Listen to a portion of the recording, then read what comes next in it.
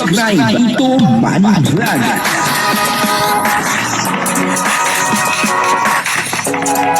Payagan po si Tito Manny Vlog na mag-reactor para pambiling gamot sa kanya pong karamdaman. Sa ngayon po ay marami po nagtatanong kung ano na po ang nangyayari sa May Chris, kay Krista at sa kay Kalingap Mikoy. Po, ang sabi po ng iba ay baka daw po wala na yung May Chris ay tigil na rin po yung komunikasyon ng dalawa. Aalamin po natin yan. Po. At dito po ay magsasalita itong tatay ni Krista, si Kalingap Tatay Junel. Ayun, napakaganda ng pangalan ni Tatay Junel sa kanyang YouTube channel. Suportahan po natin Kalingap Tatay Junel, po ang kanyang YouTube channel. At pag minsan ay nagla-live po ito at may mga vlog na rin po siya. Po, at monetize na po itong si Tatay Junel. Sa ngayon ay isang legit na kalingap. Po. At yun na nga, dito ay may mga sinabi itong si Tatay Junel. Po, kung ano po ang nangyayari dito kay Krista at Kalingap Mikoy. Sa off-cam, wala po itong camera. Kumbaga, ito ay tunay na buhay. Itong ikikwento ni Tatay Junel. Papanoorin po natin yung video. At syempre, bibigyan po natin yan ng konting reaksyon. Pero bago po yan, ako muna po bumabati sa inyong lahat ng magandang umaga, magandang tanghali at magandang gabi. Sa inyong lahat mga kapatid, kung saan man kayo ng panig ng mundo naroon ngayon, ay mag-iingat kayo palagi at pagpalain kayo ng ating Panginoon. Maraming salamat din po sa patuloy na tumatangkilik sa aking YouTube channel at nanonood sa aking video reaction. Patuloy lang po natin suportahan sila Kuya Bal Santos Matubang, Kalingap Rab at Edna Vlog, Jack Tapia. At syempre yung mga kasama ko pong reactor sa Kalingap, ganun din po yung mga charity vlogger na Kalingap partner.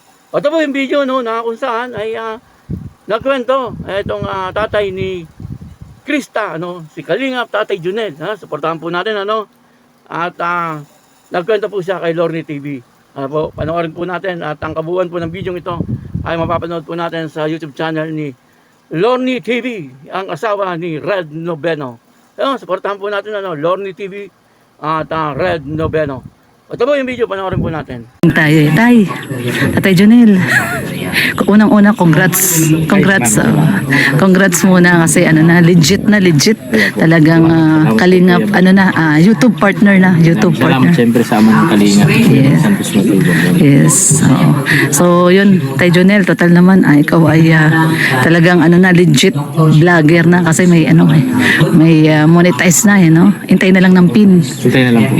Naayos na ni Mr. J yung Okay pin. na po. Okay. Bali, nag-aantay na lang kung dumating yung pin. Yun. Okay.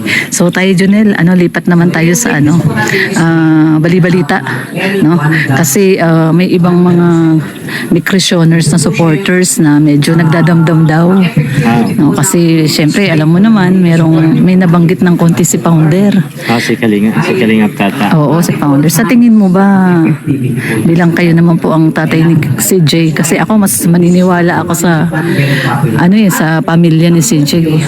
Sa tingin mo ba, Tatay Junel, yung po bang samahan nila ng off-cam po, off-cam, ano po ba ang masasabi niyo tungkol doon? Yung sa off-cam po nila ay talaga naman, kung ano po yung dati na may Chris, ganoon pa rin sila. Wala pa naman din nababago.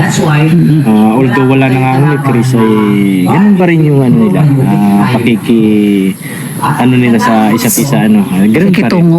Pakikitungo nila. Okay pa naman po, wala pa naman problema. Kaya sabi ko nga, pag ako nagla-live, patungkol dun sa sinabi ni Tata, buti nga na ko sila, nahilot ko sila nung tanghali nung nag-live ako. Sabi ko, pagpasyensyahan nyo na si Kuya Tata kasi medyo lutang kasi ang ngayon ni Kuya Tata kasi mahina po ba yung channel ni Kuya Tata. Pasyensyahan nyo na lang.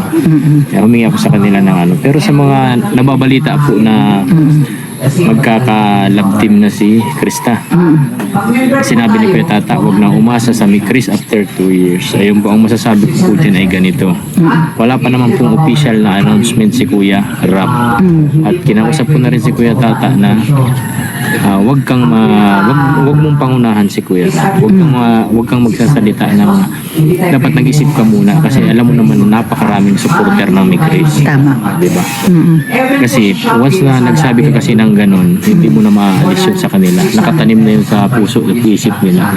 Kahit anong sorry mo sa kanila, wala na yun. Hindi na talaga mababago yun. Kaya sa akin din po, sa mga live ko maraming nagtatanong, hindi ko lang minsan binabasa kasi binasa ko po yun, lalala at lalala pa ang sitwasyon. Kaya ang masasabi ko po dyan, kung mahal nyo talaga ang Migris, although wala ng Migris, sana po pakiusap po lang, huwag nyong i-bash yung dalawa at suportahan nyo yung kung ano man yung mga ginagawa nila. Gaya ni Kalingap Mikoy, sa ano niya po sa Charity vlog, oo. Yan, suportahan nyo po kung mahal nyo talaga ang Migris. Tapos yung anak ko, focus po yun si Krista ngayon sa pag-aaral, sa study niya. Yun lang po. Wala pa naman kami. Kasi po, yung sinasabi ni Kuya Tata kasi na ilalab team na or itatandem. Wala pa po kasi hindi pa naman kami na aabisuhan ni Kuya Ram. Mag-uusap pa sila ni Krista about that. Kaya tinuldukan ko na po yung issue na yan. Wala pong katotohanan po yan. Okay naman sila off-cam. Yun na yung pangahawakan ko. Opo. No? Talagang 100% okay naman sila. Wala. Tama. Di ba maliwanag na sabi ni Tatay Junel ay tuloy-tuloy daw po yung komunikasyon ng dalawa. Wala naman daw pong nagbabago. Kung ano po yung noon hanggang ngayon ay tuloy-tuloy pa rin. Ibig sabihin ay yung magandang komunikasyon ng dalawa ay naandun pa din. At yung pong 2 taon na sinabi ni Kalingap Mikoy ay wala naman pong nakakalam niyan. Kung yun po ba ay mangyayari pa or hindi na. Siyempre, na kay Kalingap Mikoy po yan. Kung siya ay makakapaghintay ng 2 taon. At si Krista naman, siyempre, depende rin kay Krista, kung magpapahintay po siya. Ay ayos na ayos po yun. Baka po pagdating ng 2 taon ay muling ibalik etong Migris. Kaya wag po tayong mawawala ng pag-asa. Yung mga followers po dyan at supporters ng Migris, wag po kayong mawawala ng pag-asa. Malay natin sa isang araw ay bigla pong ibalik ni Kalingap Rab. Ito naman po walang kasiguruhan. At kumbaga ito ay baka lang, baka ibalik ni Kalingap Rab. Sana ay yung mga anti-Kalingap dyan na panay ang banat sa Kalingap. Nagamit kasi po nila itong edad ni Krista at ang sabi po nila ay underage daw po itong si Krista para i-partner kay Kalingap Mikoy. Pero kung uunawain po natin, ito naman ay teleserye lang. Wala naman po sa edad dyan.